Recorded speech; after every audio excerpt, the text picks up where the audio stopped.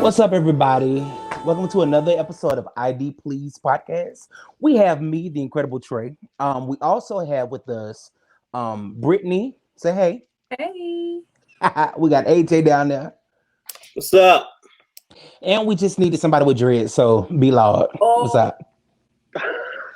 I feel attacked. That's how I feel. Boy. Oh, we're so sorry. Brian, I felt like that last season, so welcome to the club. Okay. Yeah, all right. Let me just. You're the only one that understand, AJ. Let me just. Yeah.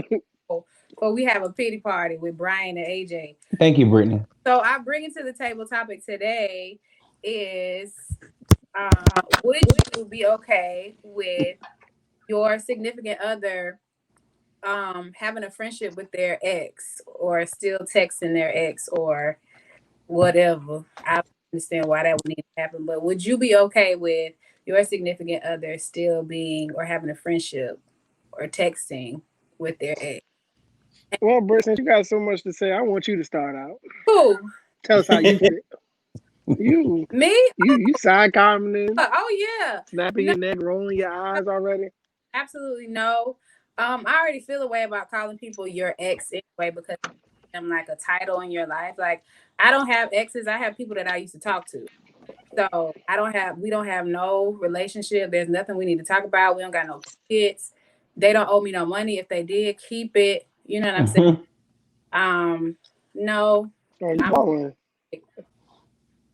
Well, I know. I do know. I'm familiar with the situation. Just being transparent. Like, I know that I have been in a relationship before where my significant other would have, communicated with their ex. I don't necessarily think it's a problem, but I will say it just depends on because I feel like at the same time, which I got to talk about, but I don't think anything's wrong with being friends after you've moved on, or just as long as it's not just as long as it's not disrespectful. I don't see anything wrong. Trey and Brian, what y'all think? I think the only way that it is acceptable is if there's a child involved. Other than that, y'all ain't got nothing to talk about. What you talking for? That's the only way. So me and my baby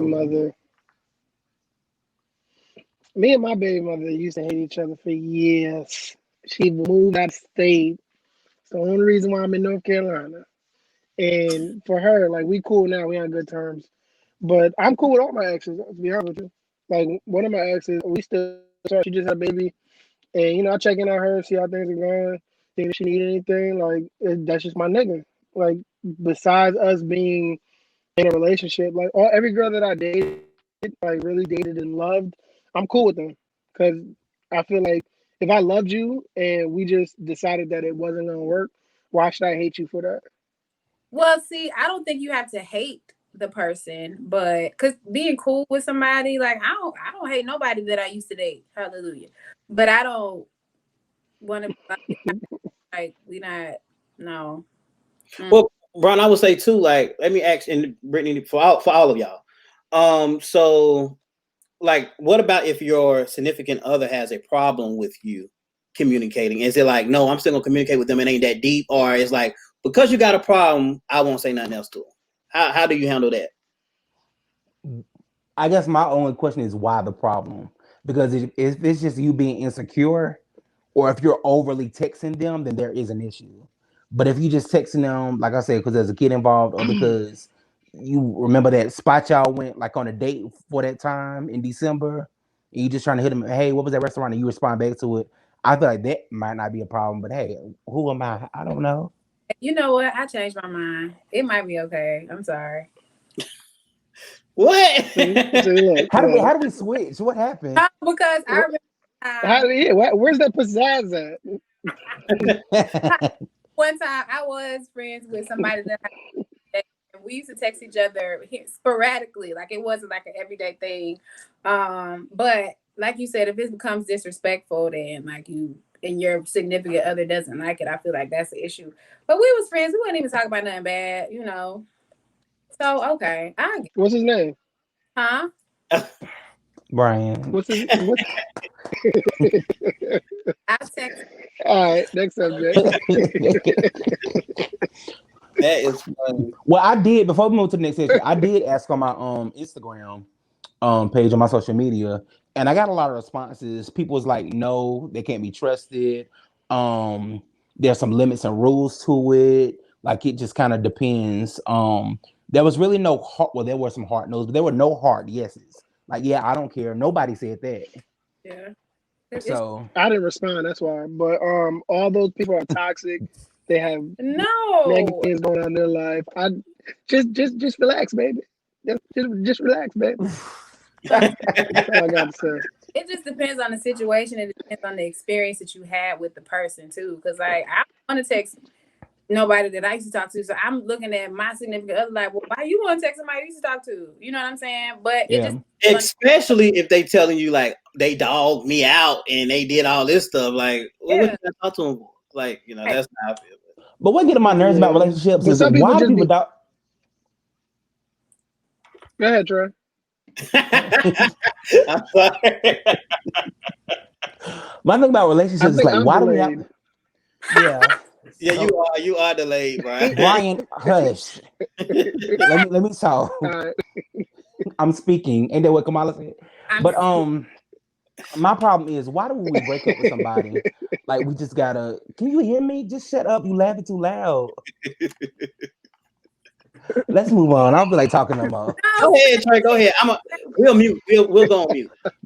Thank you, because God, I hate it when people get in relationships and they love that person so much or whatever. Blah blah blah blah. When they get out of a relationship, they start dogging the person as if, like why do y'all do that? I don't do that. Well, you know what I did, but like, why do people do that? I hate this person. Like Brian, my question for you is, why did you hate her when y'all had a baby together? You know what I'm saying? It's not because that was my high school. That was my high school sweetheart. I agree with what you were saying. By the way, I was unmuted just now. My phone just told me. I agree. Like with me and her, it was more of I was ready to move on. Like when she got pregnant, and I was ready to move on. And she was still stuck with I want a family and everything, but we weren't together. So when I started dating someone, she gave me an ultimatum, and I don't do good with ultimatums. Like I have poor decision making skills apparently, and I chose the girl I was dating over my baby mama, and she moved. And when she moved, I hated her for it, and yeah. But now, like we're cordial. We have text conversations. We're taking a vacation to Vegas for BJ's birthday, where she's going with her significant other, and then and it's just cool, and I'm cool with him too. So, like I just feel like on that aspect, when it comes to the kids, it's about the kid and nothing else. So that's dope. Yeah. Different. I don't know why people.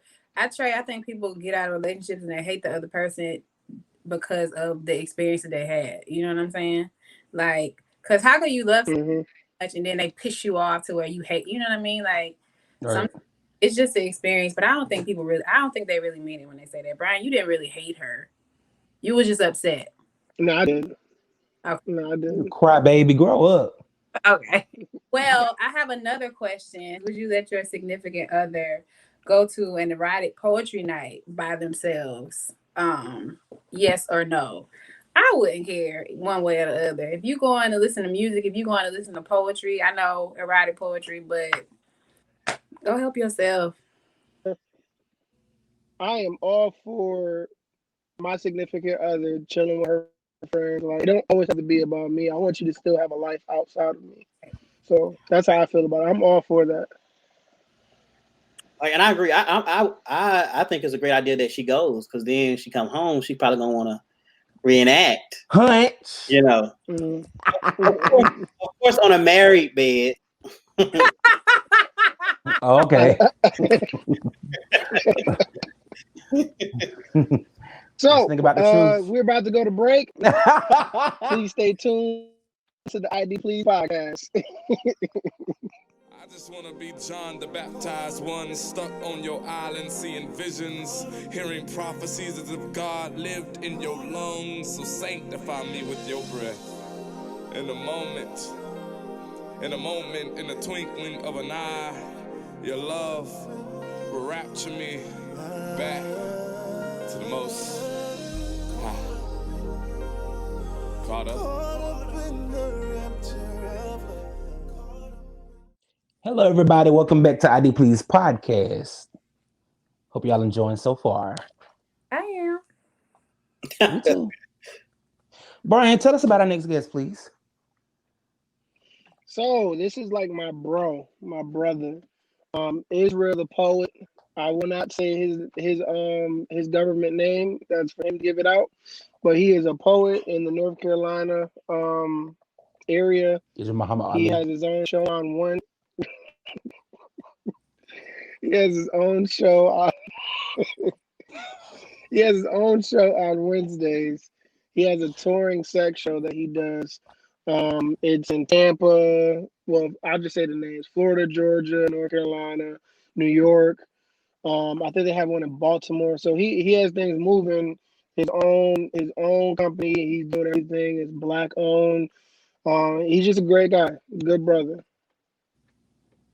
Oh, man. So I introduce y'all Israel the poet. Hey. What's up, everybody? What's up, man? How you doing? Y'all don't let Brian lie. Brian hates me. All right, let's start there. We got something. We got something in common. We hate Brian. All this politically correct stuff. No. Hey, Brian, I'm drinking gin, by the way. I'm on gin. But you know what? It's such a blessing to be in the house of the Lord one more time. Hey. Don't start it. Don't take much. God has been moving in a mighty way. Oh man, for real, it's an honor to What's be here. good, bro? How you feeling today? I'm feeling great, man. I'm about to hit a brunch in a little bit and have some communion. Okay. I feel it. So started. Yeah, let's just get on in here. So go ahead, Brittany. I'm sorry. How did so you do erotic poetry, right? Yes, I heard the question in the yeah, I do erotic poetry. Yes, I do poetry, but I do erotic shows. Yes. Okay, so how did you get into poetry? You don't have to talk about. We'll get there. How'd you get into poetry? Like, the honest to God answer, I was in high school, and this girl I was dating, she was a poet, and I went to what we call poetry slams. It's like battle rapping, but it's poetry. She took me to one, and she was competing, and I was like, "Yo, that's kind of dope." And at that time, I wanted to be a rapper. I wanted to be a gospel rapper. Okay. And just the different art form, it kind of captured me, and I started to do both, and I just found my niche in poetry more so because I'm more of a writer instead of like a spoken word artist. I can write all day. I can perform as well, but I love to write. I've been a writer since I was like in second grade. So the art of writing actual poems, I gravitated to it more than, But yeah. What was your gospel rap name? Honestly, it was Lil Pastor. We had a group called Militant Army. I swear. And it's because my dad is a pastor, and I always felt like I'm doing what he does. I'm just doing it in a different way. So I coined the term Lil Pastor, and we was dope. Like churches wouldn't let us perform because we was more like, oh God. We wanted to be the opposite of like cross movement. We wanted to be like turn up crunk. You know what I'm saying? It was in that era. So, all right, we was like, let's bust the devil's head and all that type of stuff. Yeah. First of all, it was a mess. First of all, I'm with it. Secondly, so you were like the Kirk Franklin of poetry. Yes, basically. When he was like a rebel in the gospel industry, when he first came in, that's exactly what I was. Now, the crazy thing is, when it comes to poetry, everyone knows I'm a PK. So even when I'm doing erotic poetry, they still, for some reason, have that connection with me because everybody go to church. So they always be like, you know what? He kind of cool. Like, he's in the church, but he also is like open enough to do other things. And I kind of feel comfortable listening to him type of thing. Yeah. So how did you get from just doing poetry and being a little pastor to erotic poetry? How did you make that switch, or how did you navigate to that? It started with just love poems. And okay, so I was like, Lord, I love you. No, I was far out. I was way beyond the church when I started poetry. But okay, so when I started in Charlotte at like 19 years old. They were sneaking me into poetry clubs. It was this main spot called the Wine Up. It's not here no more. It was in Noda, and it was an actual poetry club, like Love Jones type of stuff. Live band, poets get up there, intimate crowd, sexy, candles lit, and for some reason, only women come to poetry shows. Why? I don't know. So me, I'm like, yo, I'm young. I'm like, I see all these grown women and I see how they react to my love poems. So I just wrote a sensual poem one time and they went crazy. And it was so much easy. It was so much easier for me to just dive into that sexual energy. And it's probably because I was raised in the church. And a lot of people in the church are sexually suppressed. We nasty. And then it's also because I'm a PKs. Everybody always say PKs are the worst, but I just never had that avenue to express my sexuality.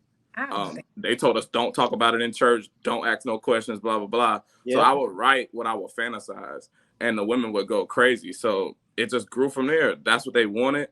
Poets shunned it. They hated it. They was like, this ain't real poetry. You can't be doing this in here. This poems for he the poem poet and all that. Sorry if I said that. I'm not supposed to, but like that's what they like. We was shunned in the city of Charlotte. Like this is when Charlotte had no erotic scene whatsoever. Yeah. Mind you, I'm 19 years old in a 21 and up club doing poems for grown women, and they reacting the way they did.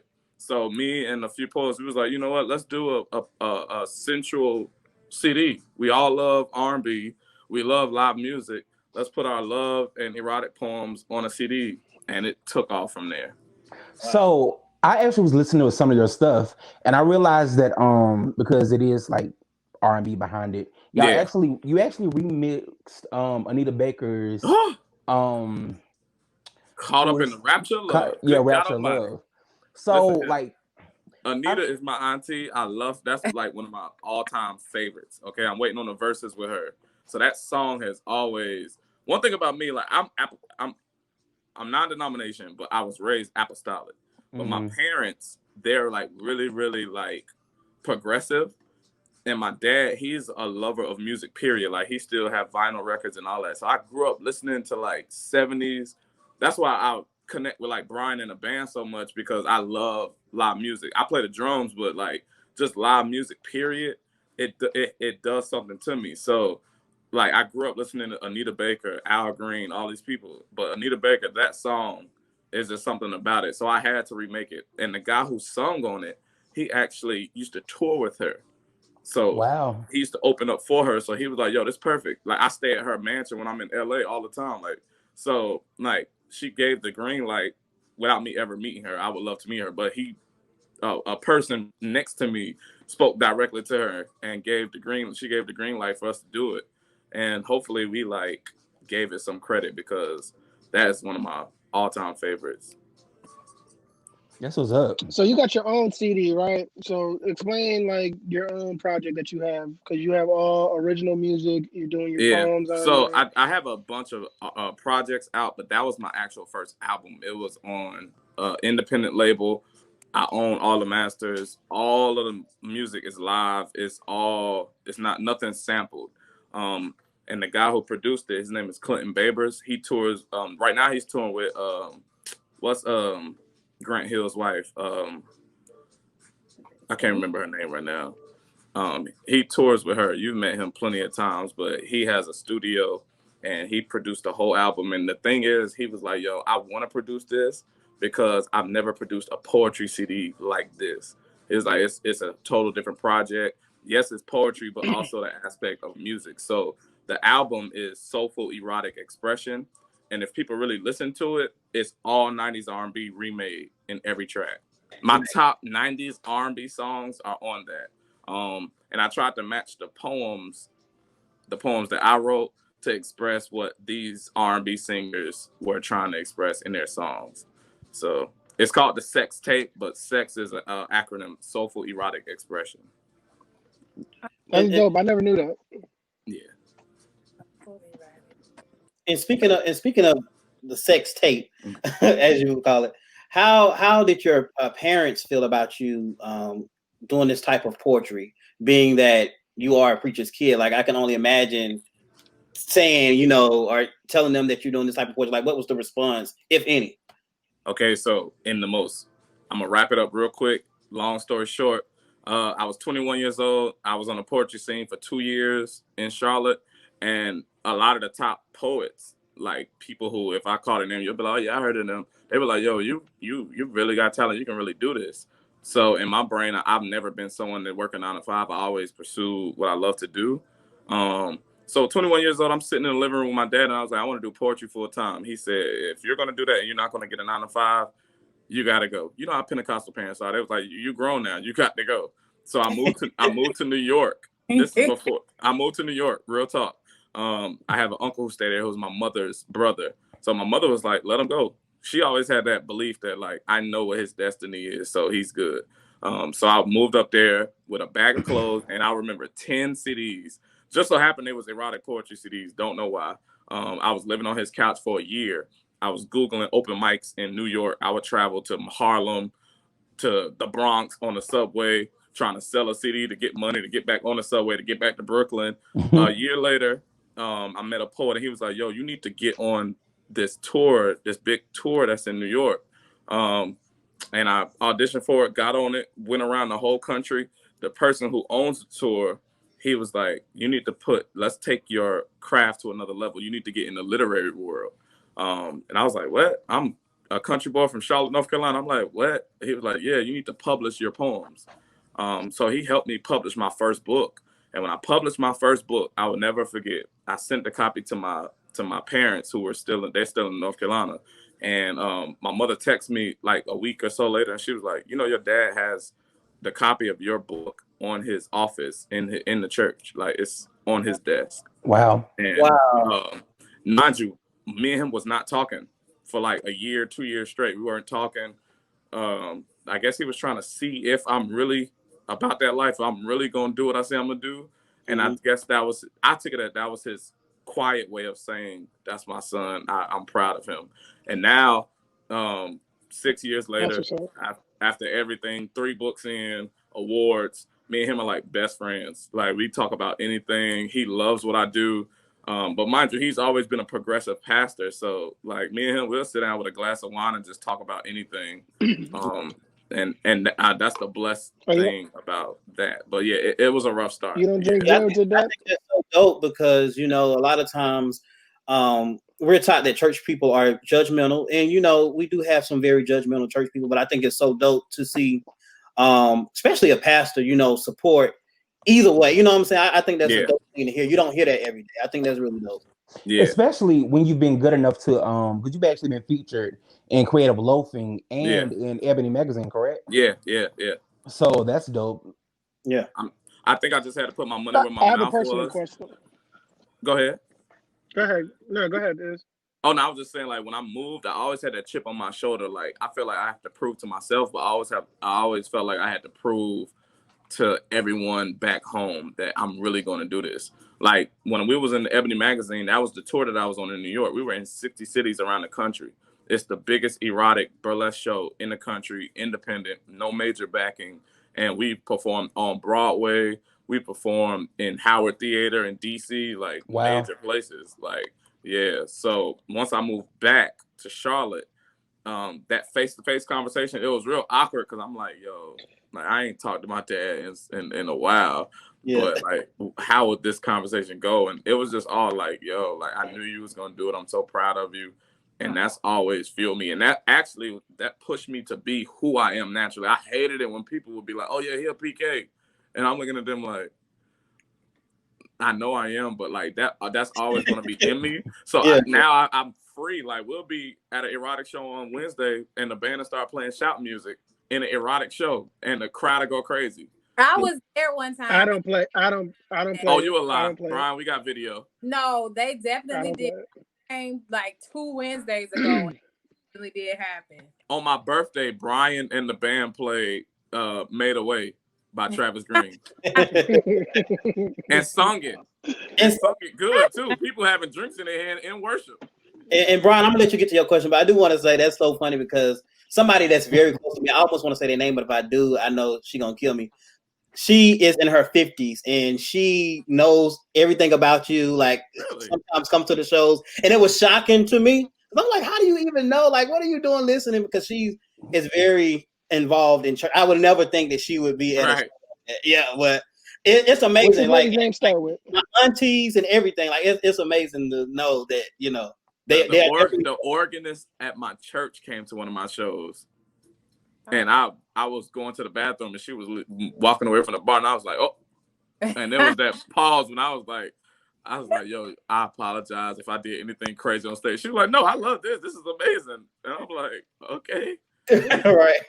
Don't tell nobody. So what handles do you have? Like what days are your shows? What you got going on that you can kind of tell us about? Every Wednesday we do Lyrics and Love. Lyrics and Love is erotic, but it's more R&B, neo soul, live band, poetry, Love Jones type of stuff. The Sex Show, that's the tour that I started when I came back to Charlotte.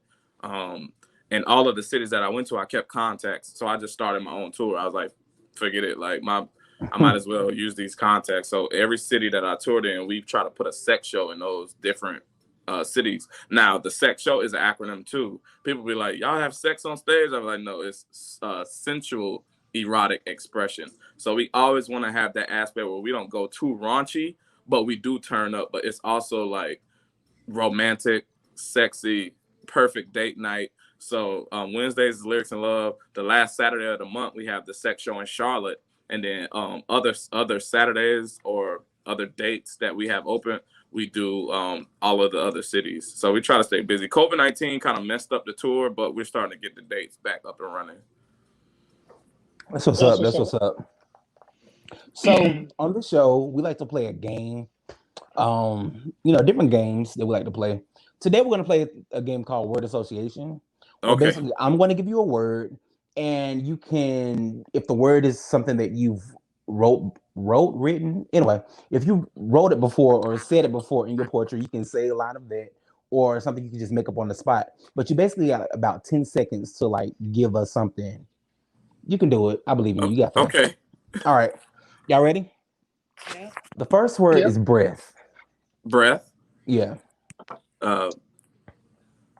When she laid down, I told her, baby, can I breathe the breath of life into you? Oh. All right. As long as I got a mint in my mouth. Nah, you good. It's got a mint in your mouth. Okay. Fireball. Right. The next word is time. Time? Yeah. Every time we go on a date, time stands still as if the worlds revolve around her. I see galaxies in her eyes. You be saying stuff to women, don't you? Not at all. Oh, I'm sorry. I'm actually ratchet. Man, let me tell you. Like, I'm ratchet. I be at the shows and there be draws on the stage. No, it don't. They be for him. You know, they love a tall dreadhead. I'm sorry. Go ahead. The next word is lips. Appropriate is appropriate. Can I speak spirit to those lips? Use my tongue to sketch tantric hieroglyphs on your inner walls. You told me, baby, it's been oh so long since a man has got on his knees, laid you back. So you writing is this that you wrote or? Lips definitely was. The lips is from a poem. The other one's off the head. That's great. Where can we find you at, man? What's your social media handles? Israel the Poet. You spell it IZREALTHEPOET. That's on Instagram. I have a website. My company is called sexylifestylespecialist.com. People are like, what's a sexy lifestyle specialist? It's just this type of aura of a person who like dress with the suits and loafers and they're at the top of their game in fashion and art or whatever they do. So sexylifestylespecialist.com is the website. I also had a fan page, Israel the Poet, on Facebook. And if you want to download the album, it's on Tidal, Apple Music, iTunes, all that, and it's called Sex Tape, Soulful Erotic Expression. You can just look up Israel the Poet, it'll pop up. Yeah. Well, thank you so much for joining us today, Israel. We appreciate you. Thank you for those sensual words that you gave us at the end just now. Okay, with the body roll. Okay, with the body roll. Thank y'all so much for tuning into the ID Please podcast. And again, thank you for stopping by. We'll see y'all next time.